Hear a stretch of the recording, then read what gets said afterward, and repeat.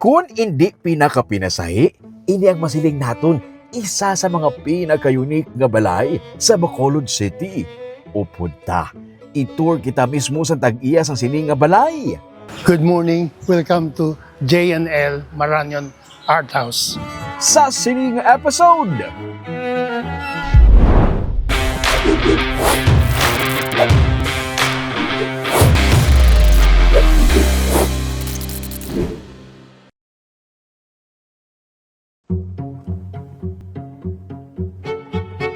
may medieval gargoyles sa ibabaw sang iyang atop.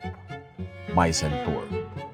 May mga Chinese nga soldiers nga nagagwardya sa guwaag sa sulod sang balay. May mga mosaic sa mga salog kag dingding nga himo sang mga ginpabuka nga tiles. May estatwa nga may utod nga ulo. May medusa. May mga religious icons, collection sa mga glass, collection sa plates, kag koleksyon sa mga libro. Ini ang pilalang sa mga interesting kag unique nga mga bagay nga makita sa J&L Maranion Art House. Ang ini nga balay sa may Osmeña Avenue nga natungan sang Planta Hotel kag Metrodome sa Bacolod City ang agaw atensyon sa sini nga kalye. Sagwa pa lang kung maglabay ka diri, makalingi ka na sa sini nga gate. Ang gate himo sa salsalo niya ginpang-utihan curve para mangin isa ka art piece. Ang mismo nga doorstep himo na sa mga mosaic. Sa guwa sang gate may marble nga mga statue nga ginpang backhoe para lang mabutang diri. May terracotta nga Chinese soldiers. Ang ini nga daw chandelier, mga fire extinguishers gali. Ang mga ginporma nga bulak sa guwa himo sa mga disc brakes ng salakyan kay na-inspire ang owner sa mga cosmos nga bulak sa tabok sang balay. Ang dingding sa gwa, Italy-inspired, do chapel. Sa mga wala makaintindi sa mga designs, makapinsar nga do hululbaan, pero amo sini ang mga design sa mga old churches kag buildings sa Italy. Ini ang idea sang tag-iya sa balay nga si Jesus Jesse Maranion. Isa siya ka-retired psychiatric nurse sa London. Kung lang tawon mo si Jesse, hindi ka magpinsar nga 71 years old na siya. Ang J&L stands for Jesus and Ligaya. Ligaya ang name sa iyang wife. Sa ground floor, pagsulod mo pa lang sa ilang balay, una nga makatawag sa imo atensyon amo ang religious icons. Istorya ni Jesse, wala sang konkreto nga plano para sa tanan-tanan. 1990s sa ginsuguran anay padiran ang property kag amat-amat nga nag-extend. Imagine, ang original nga plan is ang bungalow lang kung tani nga balay. Initial plan was a bungalow? Bungalow. Just a retirement house. Okay. Then after that, since na may budget na kunti, pa-extend naman sideways, tapos upwards, then more sideways and going upwards. Yeah, there was no ng final plan ba. Ang bungalow naging 3-story house na. Ang mga designs kag artworks ang inspired sa mga nagakakita niya sa iya nga pag-travel sa nagalinlain nga mga lugar, ang ibang produkto sa iya imagination sa mga ginabasa niya nga libro. Parehos na lang sa sininga malapad nga Pieta nga piece kay na-inspire siya sa makita niya ini sa Rome. Because we traveled to Rome and we see the Pieta, so I got the picture of Pieta and then have it copied. This one? The Atlas is just fantasy. I said something, anything that is blank, we just fill it up with statues and even the post to hold the ceiling up there. So I just have some figures made. Ang gargoyles, ukunan daw mga monstrous figures nga naging popular sa medieval architecture sa 12th to 16th century, ang actually nag-symbolize ang protection sa churches from evil spirits. Pinsarabi sa mga wala nakaintindi sa sining nga mga architectural designs, anti-Christ na siya bangod sang iya nga mga napili nga mga design.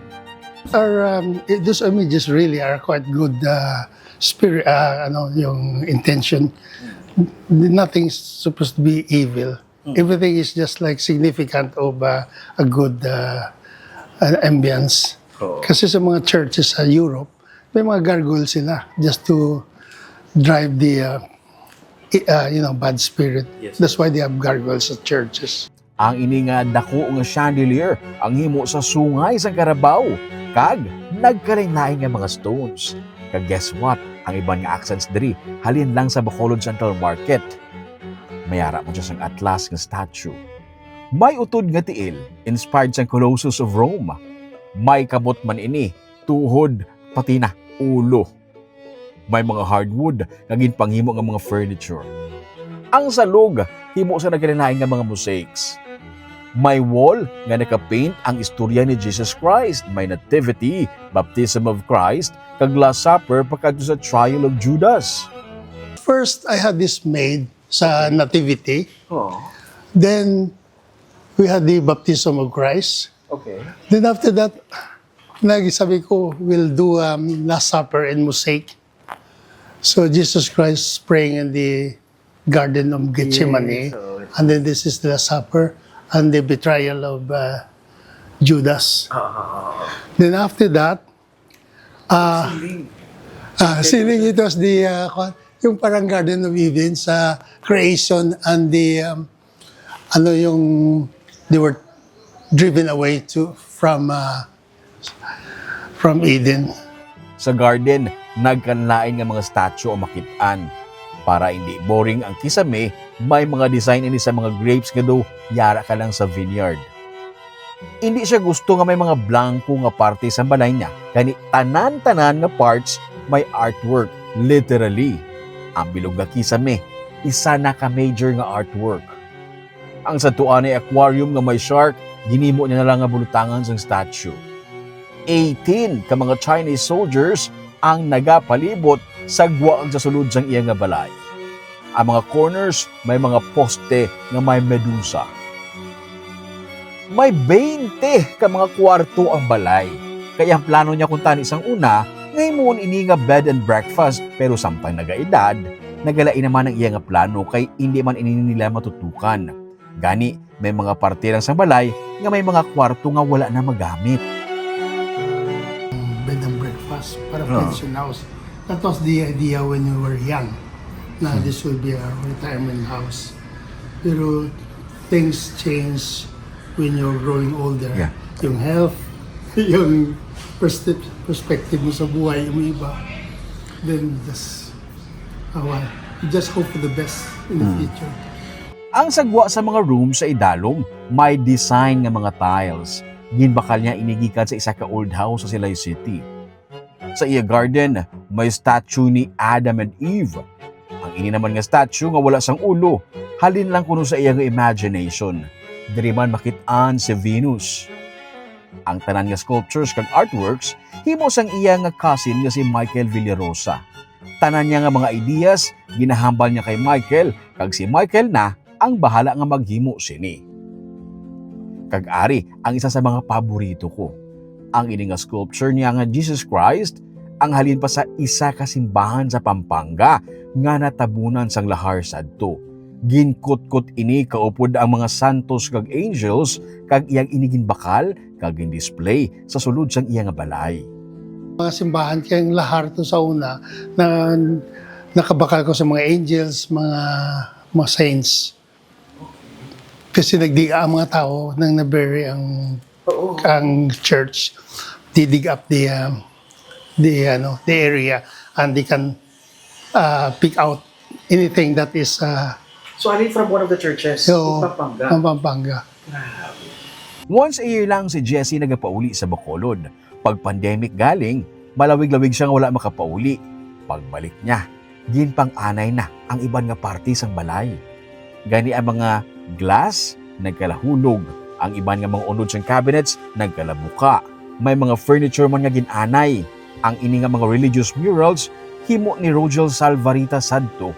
Kag, gin-request niya nga pati siya himuon nga party sang sini nga mural. Ang mga santos niya nga mga antiques ginpang-anay man gani gin-set aside na lang anay. Nagkalain-lain nga mga designs nga himo sa glass ang sa sulod sang balay makit-an. May stained glasses. Naga-play around man siya sa lights. Ang dining area may malapad nga mosaic nga himo sa tiles. Dili naman makit-an ang statue ni St. Francis of Assisi nga halinman sa Pampanga nga church. Ang table himo sa gintangkas-tangkas nga glass. Ang retaso sang glass ginimo nga shelf. Ang wall imbis nga wallpaper nangin real-life artwork man. Ang kitchen niya may brick oven, may chimney. Ang mga cabinets niya ginpang-anay sa kalawig na. Ang ref niya nga isa lang katuig na gamit, nagkalagubaan na kay malawig nga wala magamit. Si Jessie, 18 years old pa lang sa magbiya sa Pilipinas. Nagtapos siya sang iyang high school sa Negros Occidental High School.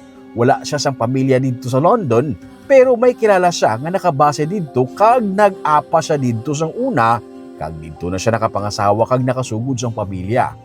Know somebody na she's in London, they gave me an address. Nag-write ako ng address ng application. The next minute, mga May, June, by September, I flew out to Grabe. sa 18 and a half ako. Grabe, kakaisog sa mo. Wala ka family dito. Wala. On your own. Just somebody who I know na taga Barangay 39. Mga trade lang sa Bacolod. Kilala mo, mga tigatuan mo. Amo tong nagbigay sa address sa amon sa ospital. Okay. Tapos, paano ka dito nag-eskwela? Ginapaskila ka sa hospital. What they do, they have a training program na katulad na 1 month going to the ward, mag-study sa practical. Tapos 1 month, go back to the school to study the theory. Pag ganyan nga, hasta matapos mo ang buong syllabus, then you take an exam. 54 years na siya nakabase sa London. Nagtrabaho siya bilang isa ka psychiatric nurse. Sang 2013, nag-retire na siya. May duwa siya ka mga kabataan, isa ka babae kag isa ka lalaki. Ang babae, pakta ko na nung obra. Train driver. Bakod, no? Ang second floor sa balay, bedroom kag may receiving area. Ongoing ang renovation karon sa ilang nga balay. Ginkinahanglan niya nga ipakakas kag islan ang bilog nga atop antes kayuhon ang mga naguba nga mga parte sa idalom. Ang mabudlay lang kay limitado lang ang iya oras diri sa Bacolod. Sa second floor man makit-an ang koleksyon niya sa mga libro kag mga plates. Sa kadamo sa mga plates, ginpanghimo na lang ining accent sa ilang nga wall. Sa yung books mo pagido, grabe. Budamo. Damo pa dito sa kwarto. Gintangkas ng kami, nagkala damo anay. Mga plates, grabe man, no? Oo, wala na po pang ibang display. Ako na, puputangan ko na lang sa mga racks to display the whole thing. Mga ideas yung isa nakikita ko sa mga ibang lugar. Sa kisamesang iya second floor, makit-an ang representation sang Luzon, Visayas kag Mindanao. Para kay Jessie, pinagi sa sini nga bagay, nabuo niya ang mga gusto niya nga himuon sa iya kabuhi. Ini ang nanging trophy niya sa tanan niya nga mga pagpangapudlay. May challenges, ginanay pero ginasuguro niya liwat para makaayo. Kaya pauli niya diri, ini ang naghatag sa iya sang kalipay. Puli mo halin sa London, mapulian mo nga lugar. Does it give you a different feeling? Oo, siyempre may ang achievement ko dito na na-feel ko na it has materialized. Ang tanan mo nga pangabulayan dito, doon mo na put into... Oo, may balay na kami. Oh, pido mo niyang imo ko baga trophy. Oo, the trophy house. Grabe, tanan mo nga nakaduan, tanan mo nga ginabasa, doon you put into reality mo sa dari nga lugar. There is a Kag, handa na siyang i-open ini for public. Ginatugyan niya naman ini kay Sandy Solinap sang Bacolod Arts, Cultural and Heritage ang pagbaton kag pag-tour sa mga bisita diri. Subong gani, nangin isa ini ka venue para sa isa ka art exhibit. Ang tanan nga mga bagay nga naka-amaze sa iya mga ginapangkadtuan sa iya pag-travel kag nagakabasahan, ginbutang niya sa sini nga balay. Karon, gusto niya man makit-an sang iban para makahatag man sa ila sang inspirasyon kag dugang nga ihibalo. Kay man, hindi lang ini isa ka balay. Ini ang isa ka art house. Parahin kita sa pagpanglugayawon. Ako si Romeo Subaldo, kag ini ang Tripping ni Romeng.